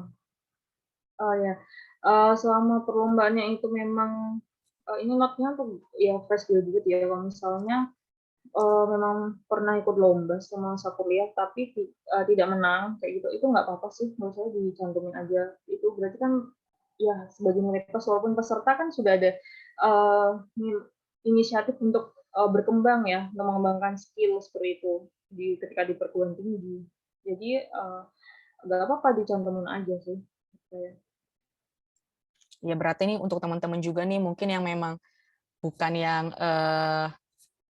ambisius atau bagaimana ya, atau ada istilahnya Iya. mungkin dulu kupu-kupu kuliah pulang, sebenarnya nggak apa-apa, dimasukin aja, dicantumin, kalaupun nggak menang karena berarti kan itu artinya punya keinginan besar untuk, mengikuti sebuah kompetisi, ya kan, Kak, ya? Iya iya betul, betul Berarti betul. punya juga kesempatan ataupun juga keinginan untuk mengembangkan diri, karena memang kadang-kadang tuh yang dilihat bukan cuma hard skill doang teman-teman, tapi yang dilihat juga ada soft skill-nya. Iya, heeh. Oke, ada dari Kak Dea Amalia, "Kak, aku mau tanya, waktu yang baik untuk kita kirim lamaran sebaiknya itu jam berapa ya, Kak? Terima kasih." Apalagi misalnya nih, Kak, mungkin, lowongannya ini kita lihatnya hari Minggu atau hari Sabtu, apakah nggak apa-apa kita kirim Sabtu atau Minggu? Bagaimana, Kak? Oh ya. Nah, ini juga dari pengalaman saya, kan kemarin kan, saya nge-share itu tuh kan hari Minggu, lowongan kerjanya. Nah, memang perusahaan ini benar-benar urgent banget, butuhnya memang, hari itu juga. Nah, kalau memang udah ada catatan, segera kirimkan karena dibutuhkan cepat, urgent, seperti itu, ya lebih baik memang ya walaupun itu hari Minggu, walaupun hari Sabtu. ya sudah dikirimkan. Kan ada juga ya perusahaan yang memang hari Sabtu Minggu tuh masih masuk juga seperti itu nggak apa-apa. Tapi kalau eee, memang nggak ada catatan urgent sekali seperti itu, ya lebih baik sih hari-hari weekdays ya, ketika hari kerja aja dari Senin sampai Jumat ketika oh ya, eee, saya pernah baca juga dan memang saya aplikasikan sendiri, itu tuh mengirim lamaran itu paling pas jam 9. Jam 9 sampai jam 10 itu tuh sangat ya HRD itu memang sedang sedang ini, lagi buka-buka CV itu ketika jam-jam itu, gitu. Tapi ya nggak ada menutup kemungkinan kalau kita ngirimnya setelah makan siang, setelah istirahat itu juga ya boleh, asalkan itu memang masih jam kerjanya kalau pada umumnya di kantoran itu kan dari jam 8 sampai jam 5 ya di rang waktu tersebut. Jadi oh ya, kalau ketika istirahat kalau bisa ya memang tunggu dulu setelah setelah makan siang. Tapi kalau misalnya memang teman-teman ya ada saking ngebetnya pengen masuk perusahaan tersebut dan pengen banget dilirik, itu yang memang di jam yang paling tepat itu menurut saya jam 9 sampai jam 10 sih itu yang paling oke. Karena itu lagi HRD lagi aktif-aktifnya tuh lagi gencer-gencernya nyari jam segitu. Oke, berarti nggak apa-apa ya Kak, jam 9 sampai jam 10. Iya, Tapi kalau misalnya pun memang itu adanya infonya di hari Sabtu atau Minggu, berarti juga nggak apa-apa, lamar aja. iya Karena benar. takutnya memang lagi butuh cepet ya Kak. Iya, heeh. Kadang kan ada ini, apa, memang kayak di proyek seperti itu kan butuhnya memang, butuh banget hari ini harus ada kayak gitu, ya. Daripada kita melihat kesempatan, ya udah langsung aja di-apply. Oke, ada pertanyaan lagi nih Kak dari Kak Muhammad Bimo. Izin tanya Kak, kalau kita punya 2 gelar, misal S1 dan S2, begitu dimasukkan sesuai dengan jurusan yang diambil, atau tetap dimasukkan semua? Oh, mungkin S1, S2-nya nih beda jurusan, Oh ya, tapi ada pekerjaan. Nah, ini mungkin S1 atau S2-nya nih yang relate. Jadi gimana nih Kak, apa tetap dimasukin S1, S2-nya, atau cuma salah satu aja? kalau misalnya riwayat pendidikan yang memang sudah tingkatannya universitas ya, menurut saya memang kalau bisa ya memang di ini aja dimasukkan aja, walaupun memang itu beda beda gelarnya, misalnya ST dan SE seperti itu. Ya udah, ST dan ME kayak gitu. Nah, itu nggak apa-apa sih menurut saya. Jadi entar kan memang ya menurut saya yang lebih dilihat nanti ke skill-nya sih juga, ke skill, pengalamannya gitu. Kalau riwayat pendidikan itu ya nilai plus lah kayak gitu, bonus-bonus kayak gitu istilahnya. Oke, berarti nggak apa-apa ya ditulis S1, S2 karena kan ini memang riwayat pendidikan. Oke, ada pertanyaan Iya, terakhir dari Kak Intan. Kak mau tanya lagi, idealnya CV itu berapa halaman ya? Dan beberapa perusahaan ada yang minta melemparkan resume. Apakah resume dan CV itu sama? Jadi dari Kak Intan itu CV itu idealnya berapa halaman? Terus apakah resume dan CV itu sama? Kak Diokta dipersilahkan. oh ya. Nah, kan ada juga ya kadang tuh oh ya istilah kan sebenarnya CV atau resume kayak gitu. Sebenarnya CV sama resume itu berbeda. CV itu, idealnya sih menurut saya paling banyak 2 ya, 2 lembar. Kalau memang ini 1 lembar aja masih kurang cukup, ya boleh entar bikin 2 lembar. Karena kan ini kan kalau di CV itu kan mendetail, poin-poin mendetail. Tapi kalau untuk di resume sendiri itu maksimal memang 1 lembar dan sangat singkat sekali dan itu kalau di resume ya, setahu saya resume itu tuh nggak banyak desain, nggak didesain kayak CV kayak gitu. Jadi memang cuma, beberapa poin yang memang ya yang penting-penting aja kayak gitu resume. Ya jatuhnya hampir kayak ini sih cover letter kayak gitu, bentuk fisiknya seperti itu. Jadi nggak banyak desain kayak ini sih, kayak si CV. Oke, berarti resume itu singkat padat jelas 1 halaman, Iya, CV itu 2 halaman boleh ya Kak maksimal? iya Dan maksimal. memang dicantumin poin-poin yang memang ingin dijual, nilai jualnya ya Kak? Iya Oke, ada benar. dari Kak Irsanti, mungkin pertanyaan terakhir ya Kak, karena sudah jam 8.59, tapi terima kasih banget untuk antusias dari teman-teman. Kak, kalau masih kuliah di riwayat pendidikan tetap ditulis nggak Kak? Misalnya dia masih kuliah nih Kak, tapi gimana nih Kak, di riwayat pendidikannya ditulis atau bagaimana? Oh kalau masih kuliah? Iya. Iya. Oh kalau masih kuliah ya langsung iya ditulis aja sih. Tapi memang memang dari masuknya dari bulan apa, tahun berapa, sampai sekarang, keterangannya kayak gitu. Jadi kan, oh HR-nya tahu ternyata masih berkuliah, kayak gitu. Oke, berarti tetap ditulis, tapi tahunnya itu kan dari tahun 2016 misal sampai sekarang ditulisnya berarti ya, Sekarang Kak? iya. Oke. Oke, seperti ijazah belum terbit adanya SKL. Iya, ya nggak apa-apa, itu tadi sama sudah dijawab oleh Kak Diokta, nggak apa-apa tetap ditulis. Karena kan memang nggak semuanya juga diminta dilampirin ijazahnya ya, Kak, ya? Iya, heeh. Yang Oh penting iya kan di CV-nya itu kan, Kak, ya? iya, heeh, kalau bisa ini, apa, kalau misalnya ini ya, kalau kasusnya kayak gini ya, kayak, di Karya Soka ini kan mintanya CV, surat lamaran, SKCK, ijazah terakhir. Nah, ini kan dokumen tambahan, ini boleh langsung langsung di apa, dikirim secara langsung ya, maksudnya, pertama kali first ngirim ya. Tapi kalau misalnya, nggak ada tulisan misalnya kayak ini ya, CV and portfolio, ya udah, misalnya punya ijazah dan lain-lain, itu nunggu nunggu kalau diminta. Kalau nggak diminta, nggak usah dikasih kayak gitu. Oke, berarti kalau nunggu diminta ya teman-teman, kalau misalnya teman-teman belum belum lulus kuliah nih, tapi ataupun belum lulus SMA, SMK, kalau memang nggak diminta ya nggak apa-apa, tetap tulis aja. Yang penting sampai sekarang tulisnya Iya, tahunnya. iya benar. Oke, ini terima kasih banyak nih dari teman-teman untuk pertanyaannya. Benar-benar antusias, pasti juga Kak Diokta dan juga saya juga selaku moderator sangat senang sama antusias teman-teman. Eh, untuk sebelumnya nih untuk mengkoreksi kembali untuk teman-teman yang tadi minta dimasukkan ke dalam grup, ini pengen aku sebutin kembali ya teman-teman. Kak Topan, Apriansyah, dia sudah kirim nomor, Kak Angler, terus kemudian Kak Nisrina juga sudah kirimin nomor, Silvani Desi minta email, masukin ke emailnya. Mungkin Kak Silvani bisa masukin nomornya, Kak.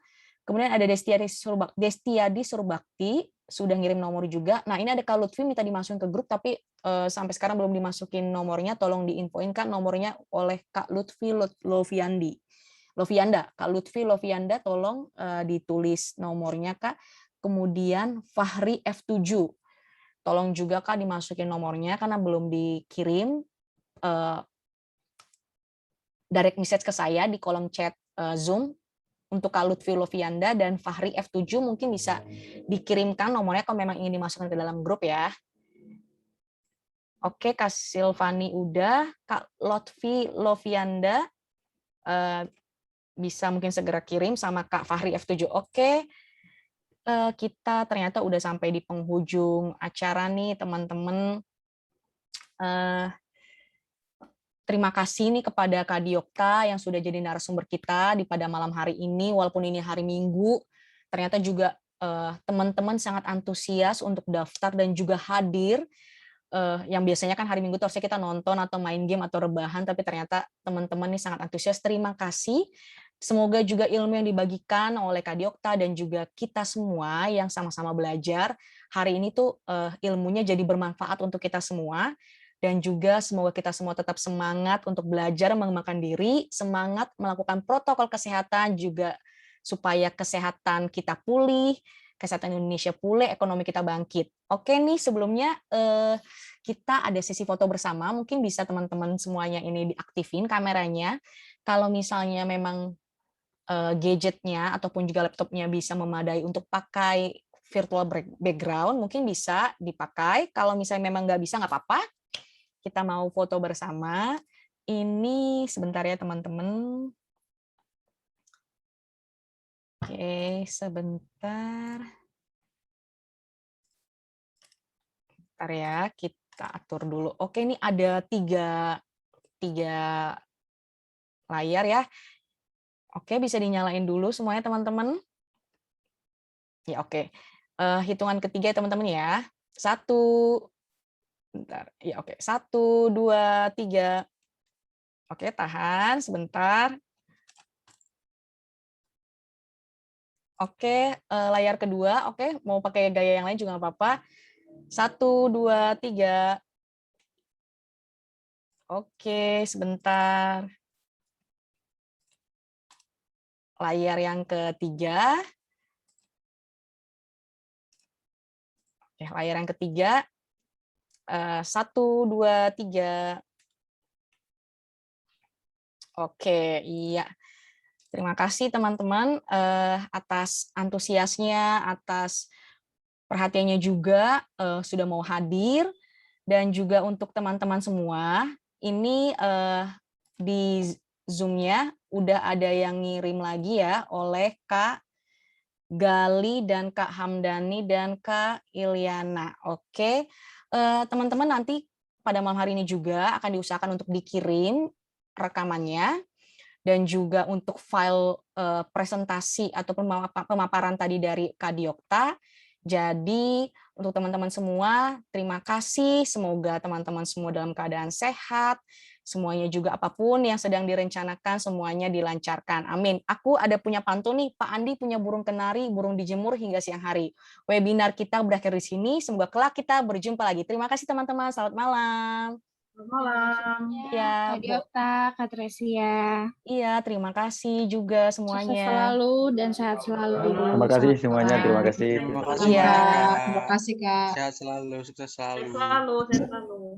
Iya, Kak. Selamat